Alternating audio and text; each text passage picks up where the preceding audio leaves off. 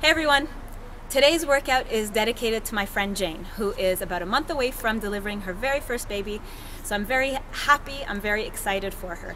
Now if you're not pregnant, but you're a beginner, complete total beginner, then this is also a good starting point for you.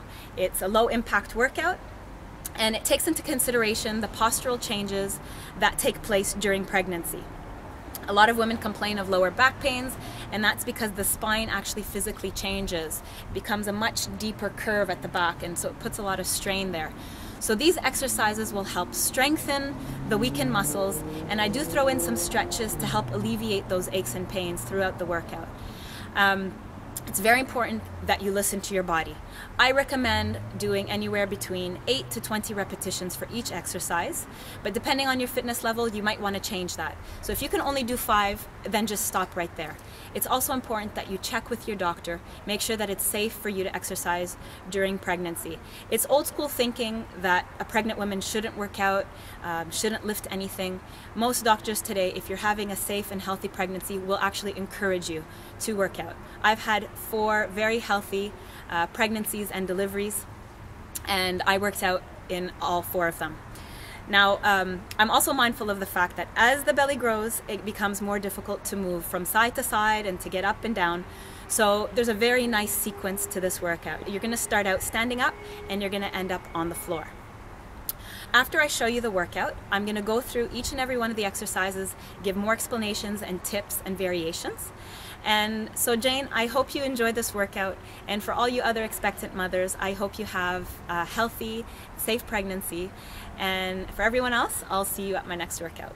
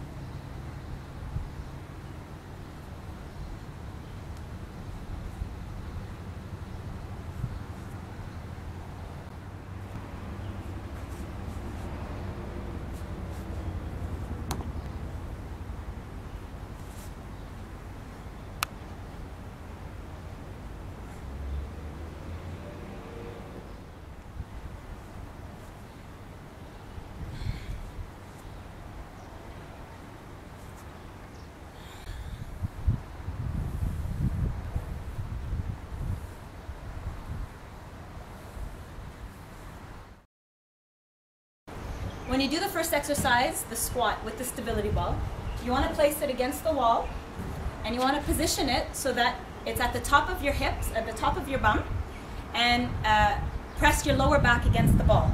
Walk the feet out so that your body is pressing against the ball comfortably and securely. You want to make sure that the feet are slightly wider than shoulder width apart, and that your toes are pointing forward in line with the knees. You can slightly turn them out if it makes it a little bit more comfortable for you, but in general they have to follow the position of the knees. Now when you bend down, you want to make sure that the knees stay between the toes and the heels. If your knees are above your toes this way, you need to walk the feet out a little bit further so that when you squat down, your knees are actually at a 90-degree angle here. And then as you come up, you want to squeeze, you want to thrust the hips forward and squeeze the bum, squeeze the glutes before going back down again. Now if you don't have a stability ball, you could just take a towel and place it against the wall on your back this way and do the same thing on a smooth wall and go down and up using the towel on your back. When you do the hip thrusts, this is a very good exercise for pregnant women because it relieves a lot of the lower back aches. Because of the postural changes that take place during pregnancy, the S curve becomes accentuated. So there's a much deeper curve in your lower back. So by thrusting the hips forward, you want to make sure that the knees stay straight when you do this exercise. You curl the hip bone in, press the hip bone in, and then you're also stretching the hip flexor, which becomes very tight during pregnancy. So this is a good exercise to do. So it's a very small motion, hip thrust forward, hold for 2 counts before releasing it. When you do the good mornings, you have the option of putting the hands by the ears or just keeping them here or placing your hands on your hips, depending on your fitness level. This exercise really helps work the entire back, the lower back as well as the upper back. When you keep the arms by the ears, you're really targeting the shoulders and the upper back. So this exercise, you want your feet to be pretty wide apart so that when you bend down, there's room for that belly. Slight bend in the knees to relieve a little bit of pressure. And when you bend down, you want to make sure that you keep your back flat. You don't want to round the back as you go down. You want to keep the back as flat as possible. So press the bum out and head up so the back is nice and flat. Squeeze the belly button in, go down, so hands can be either here or here or here. Hold for a few seconds and then come back up. The single leg balance, as simple and easy as it may seem, when you're pregnant, your whole balance gets thrown off. So it's very important that we work those stabilizer muscles again. So just on one leg, lift the other leg up, hold this position here, or you can have the hands out this way. And if this is just too simple for you, then close the eyes. You can start out by closing one eye and then the other, and you can see that it's really going to start challenging you with different levels. So just hold that, anywhere between 5 to 10 seconds, count that out, and then switch legs and then do it again. When you perform the opposite arm leg lift, it's very important that you keep the back neutral and you keep the core tight. So you don't allow the belly, the weight of the belly, to sink your back down this way. So you want to suck in the belly, pull it in towards the spine. So squeeze the belly as much as you can. Suck it in, keep the back flat, and keep breathing throughout the exercise as you lift the opposite arm and the opposite leg, in and out. If it's too difficult for you to lift both at the same time, then either you can just do the legs and then the arms separately, or vice versa, or you could just do the legs alone without the arms. It's up to you and your fitness level. The seated hip extensions is a great exercise to strengthen the glutes, the bum. It's also a good exercise that you can do anywhere from your first, second, and third trimester because you're not lying down. They say after your second trimester that you shouldn't do any exercises lying down on your back. So this is a good alternative to strengthen the glute area without lying down. So in this seated position here, you want to have your hands facing forward or slightly to the side, feet wide apart, and then you want to press the feet into the floor as you drive your hips up. Try to go up as high as you can. Squeeze the bum, hold it for a few seconds, and then come back down.